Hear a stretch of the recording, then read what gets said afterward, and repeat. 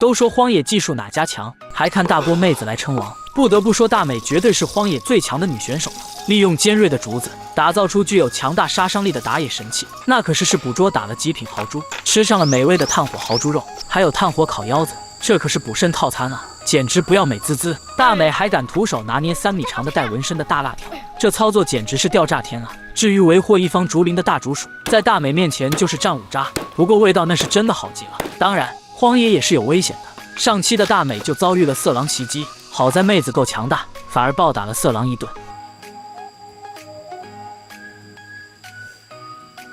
在经过小美一番深情的安慰，大美重新找回了信心与勇气。不到1周的时间，便再次踏上了充满挑战的野外生存之旅。这次，她汲取了上次的教训，听从了小美的建议，特意带上了一条忠诚的土狗。有了它的陪伴，大美在荒野中行走时倍感安心。荒野求生的基本4要素是饮用水、食物、庇护所以及基本安全。水的话，这里的水资源很好，完全不是问题。食物的话，这一次大美带来的食物可是足够多，而且还很牛掰，一会就能看到。基本安全的话，刀具外加狗子，目前来说还是足够了的。因此接下来的时间，大美便是要打造好庇护所，这可是大美的当务之急。对于荒野求生老炮的她来说，打造庇护所并不是什么难事，唯一的难处便是大美每一次打造的庇护所都和以前的不同。她说这是她的个人特色，像这一次大美的屋面部分便是采用了敲碎的竹子进行铺设的，最后还在竹片之上铺设了一层的芭蕉树叶。芭蕉树叶可是挡雨的好材料，能够将竹片间的缝隙漏洞给填补掉。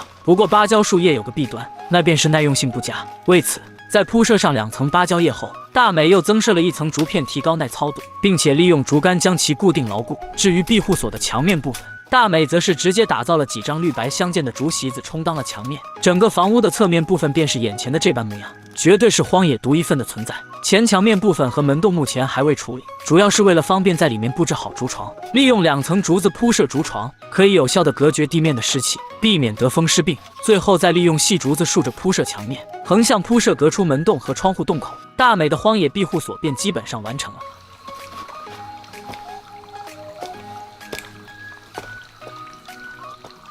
为了美观以及生活便捷，大美还将门口的地面铺设了1层黄泥土，接着再在上面搭设了一个火塘，用来烹饪食材。说到食材，那就不得不提大美这一次准备的极品好货，因为这竟然是一整条的野猪前腿，而且还是带有排骨的部位。这一块前腿估计得有个15-16斤之重，即便是去除皮毛部分，剩下10斤肉那绝对是有的。和这应该是大美荒野求生带来过最多的食物，可能是上一次遭遇到歹人，这一次大美才会带上这么多的食物吧。毕竟搜寻食物时可以不用去太远的地方。大美先是将野猪肉的皮毛部分去掉，接着又将排骨部分给分割下来，随后才是搞了几块野猪肉切割开来，再加上细盐和胡椒粉等进行腌制。而排骨部分同样是进行了这般的处理，毕竟有了食盐的话，排骨部分不仅味道会更好，而且熏烤后保存的时间也会更长。想要熏烤猪排骨，那就必须做出一个烤架才行。利用4根竹子作为支撑，再在上面架起竹梁后，铺设上7-8根竹棍，便可作为烤架。将猪排骨放置上去后，下方的炭火便能够慢慢的熏烤上方的猪排骨，让其缓缓脱水成熟。无论在哪里，只要有条件都应该做到荤素搭配，这是大美的饮食观。为此，这一次他还带来了不少的土豆和红椒等等的蔬菜。不过对于狗子来说，他的眼中只有肉。接下来便是大美的烹饪时间，起锅烧空气，烧油炸土豆，起锅烧油煎猪肉，一时间周围充满着美食的香味，直接令大美身旁的狗子流起了哈喇子。毕竟这般煎的香飘四溢的猪排肉实在是太诱人了，更别提狗子了。最终大美直接搞了2大块的煎猪排，以及半盘的炸土豆条作为搭配，当然灵魂酱汁那也是必不可少的。看看这间猪排切开以后，实在是太漂亮了。大美美美的吃上了第1块后，还不忘也给狗子一同分享起来。1人1狗吃得好不惬意，就这般的1人1狗1风景，1狗1人1是风景，这才是生活该有的舒适。随着夕阳西下，夜幕也开始慢慢的遮笼而来，烤架上的熏肉还在小火之上慢慢烤着。而忙碌了一天的大美在狗子的守卫下早已进入了梦乡。直到次日早上，大美起来检查了下熏肉，给火堆添加了一些柴火，简单的吃了点早餐之后，便带上了狗子在附近的山林之中搜寻了起来。今儿的他可不是要搜寻猎物，而是砍来了不少的木材，并且将木材屑按照一定的尺寸切割成计划好长短的木棍，再在木棍的端头部分开出一半的凹槽。大美这是要给自己添置一些家具，利用凹槽的搭接，再加上钉子的连接，不到半个小时的时间，在大美一阵敲敲打打之下，这些木材便形成了一个桌子的主体木框架。不过木框架部分虽然完事了，但是桌子的制作还没完，因为还缺少桌面。至于桌面部分，利用竹子来打造的话，那可以说是最为快捷和有效的，只需将细竹子切割成长短一致的竹管，接着再整齐划一的铺设上去，并且利用钉子固定在木框架之上即可。就这般的不一会的功夫，大美便完成了荒野小方桌的打造。大美还坐在一旁体验了一下，搞上点水果吃，效果还是很不错的。桌上有着水果，烤架上的烤猪排骨也是烤得极其的哇塞。那么难道大美的这一次荒野求生就是换个地方建个房子吃饭吗？那自然是不会就这么简单的。没有打野的荒野求生，那只能叫做野外过家家。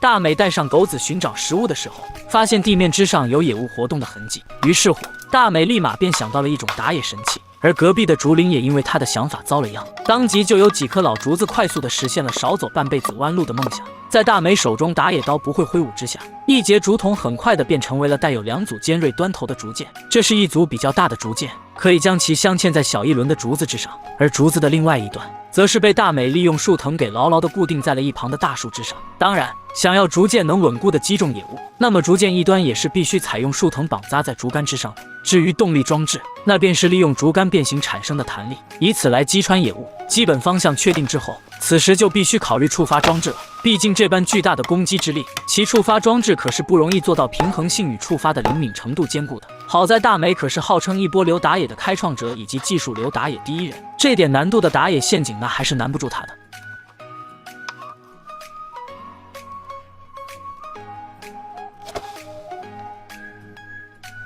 大美不仅在运行方向上给竹剑陷阱设置了一组固定滑道，同时还在滑道末端架设了一根立柱，以此来限定攻击范围。毕竟这个阶段还是调试阶段，在将竹剑利用树藤拉开一定的角度，进行了多番的尝试后，打野陷阱的调试也算是基本上完成了，剩下的便差攻击力的力度测试了。为此，大美在附近寻来了一根大腿般粗细的芭蕉树，利用它模仿起了野物触碰到触发树藤的状况，将其扔到触发树藤的一瞬间，竹竿的回弹之力快速地带着竹剑击射而去，狠狠地扎入了芭蕉树之中。这样的攻击力可以说是十分不错了。确定了打野陷阱有足够的杀伤力之后，大美便放心地恢复了陷阱，同时还将调试阶段用的竹立柱拆除，这样的话攻击力会更加的强大。回去的时候，大美又一次的砍了一根竹子，而且还是一根老竹子。这样的竹子内壁的厚度足足的有 1.5公分，而且密实度也是极佳的。由于带上了狗子，这一次大美可是没有带上弓弩，但是大美担心万一竹剑打野陷阱无法击杀野物时，自己手上有没有远程攻击手段，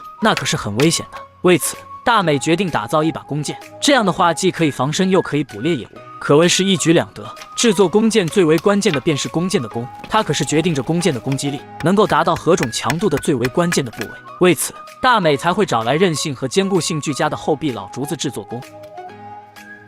利用打野刀先后将弓箭的弓部分的竹片以及剑道部分的竹片一一的制作完成之后，大美便利用带来的短钢筋将其用炭火烧红之后，在剑道上烧出一道孔洞。为什么大美的弓箭上面有剑道？那是因为严格说来，大美打造的弓箭其实算得上是弓弩。相较于弓箭来说，弓弩可以预先装载好箭矢，在遇到猎物时能够节约填补箭矢的时间。利用2块厚竹片贴在一起固定住，再在竹片中间开出孔洞，将弓箭的弓身部分穿过去，这样一把弓弩的主体部分便基本上完成了。不过为了激发方便，还需加设扣动扳机的部位才行。完事之后的大美便拿出来了带来的麻绳，将卡住弓身部位的竹片与弓身绑扎好在一起，以防止孔洞过大的缝隙影响弓箭的稳定性。至于弓弦部分可是不能直接用麻线代替的，而是需要将3、4股的麻线撮合成为一股麻绳。毕竟虽然麻线不算细，但是这般巨大的弓身，在将其压弯之后，弹力可是十分恐怖的。唯有撮合在一起的麻绳能够承受这般的力道。在将弓弦部分绑扎牢固之后，大美便拉起了弓弦卡在了扳机前面的凹槽内，随着扣动扳机将凹槽内的弓弦寄出去后，便能激发出弓箭。整体上，整个弓弩用起来还是十分的不错的。目前只缺箭矢部分的打造后，大美便可以进行实战演练了。相较于弓身的制作来说，箭矢的制作还是比较简单的，切割出筷子般粗细的竹条，削尖末端，再在头部加装上树叶的箭羽即可。最后大美还搞了一根竹筒装箭羽，就这般的一整套的弓弩便打造完成了。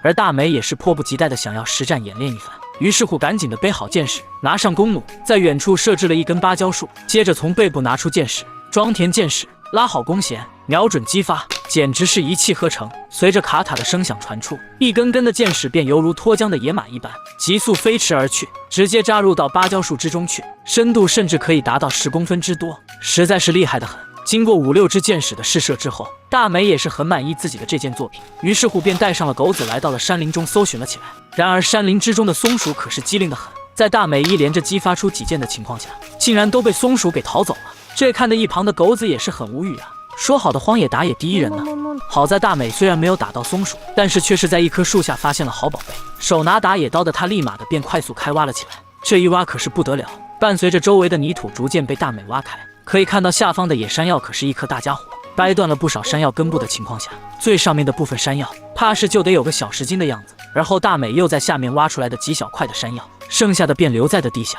这样的话，明年还会长出新的山药来。有一说一，大美的这般做法那真是10口棺材7口歪，三观正啊！回到庇护所之后，酷爱卫生的大美还在庇护所边上打造了一个洗澡平台。至于水源，那也不是大问题，利用打通竹节位置的长竹子，再将不远处的山泉水沿着竹子引来即可。美美的洗了一个凉水澡。老规矩，洗澡的画面我就替大家看了啊。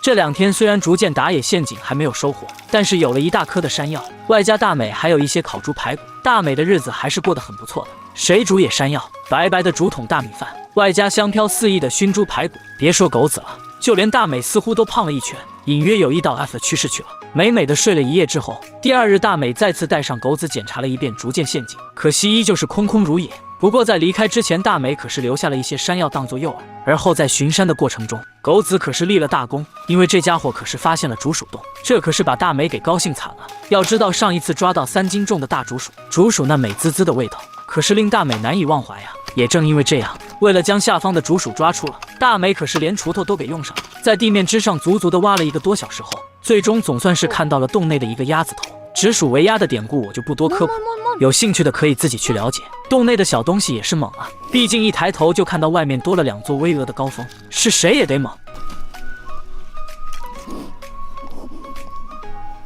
而大美哪里管竹鼠眼中的世界啊，拿上锄头的她正在小心地清理着泥土，最终利用竹子压住竹鼠之后，便将其给拖了出来。转眼间，这只超大的竹鼠便被大美带回了营地，清理得干干净净啊。这只竹鼠可是不小，估计比上一次的那只巨物也小不了2两的。不过在大美的一顿打野刀操作之下，竹鼠一半的身体变成了竹鼠肉块。正所谓吃肉不吃素，香味少一半。为此，大美还砍来了不少的芭蕉树心，和竹鼠肉一起炖煮了起来。不到半个小时的时间，便煮的那叫一个香气四溢。至于剩下的一半竹鼠肉，大美则是采用了整块炙烤的做法，这样一来便可以实现1熟2吃。炖煮的芭蕉树新竹鼠肉那叫一个软烂香甜，看起来就十分的有食欲；而炭烤的竹鼠肉则是色泽金黄，焦香四溢，令人忍不住的流哈喇子。尤其是一旁的狗子，接收到大美的投喂后，吃的那叫一个不亦乐乎。而大美在投喂了狗子后，也是迫不及待的开吃了起来，将一块块的竹鼠肉撕扯下来，大口大口的咀嚼着，吃的那叫一个不亦乐乎啊！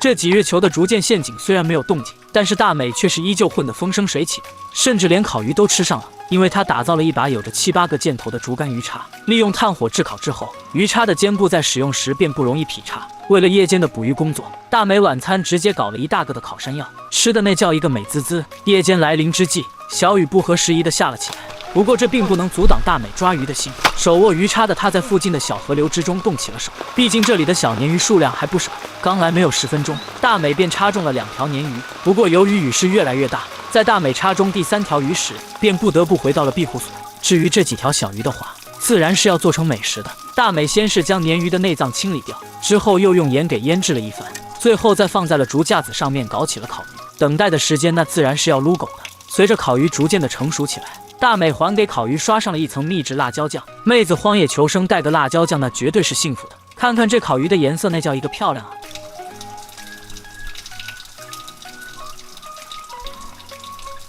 当然，烤鱼虽然看起来整个都是焦黄之色，但是里面的鱼肉却是极其的鲜嫩。就这般的一人一狗又开启了美食时刻，吃的那叫一个忘乎所有，美滋滋啊！至于逐渐陷阱，原本大美都以为之前地面野物活动的痕迹可能是野物偶然来到这里留下的，现如今早就离开了这片区域，因此他也就不抱太大的希望了。然而有时候惊喜却是在不经意间便会到来，就比如说逐渐陷阱上已经狗带了的大豪猪，在大美都以为没了希望的时候，他竟然来送温暖了。这只豪猪体型硕大，中箭后遗落的锋利毛刺见证了他生前的威猛，然而此刻却已安然归于自然的循环，被英勇的大美肩扛而归，荣耀地回到了营地之中。面对清理工作的不易，大美展现出了非凡的担当，她毅然决然地接下了这项繁琐且略显不雅的任务。剔除猪毛，清理内脏，每一步都细致入微，仿佛在进行一场艺术雕刻，最终将这只庞然大物打理得焕然一新，光洁如初。待的豪猪被彻底净化，其纯肉部分显露无遗，竟有惊人的17、8斤之重，且还未计算那沉甸甸的猪头部分，足以彰显其作为大家伙的非凡体魄。如此珍贵的食材，大美自然是要精心烹制，以享众人。她心中已构思好了一场关于豪猪肉的盛宴。总之，接下来一场关于豪猪肉的美味探索即将拉开帷幕，让人充满期待。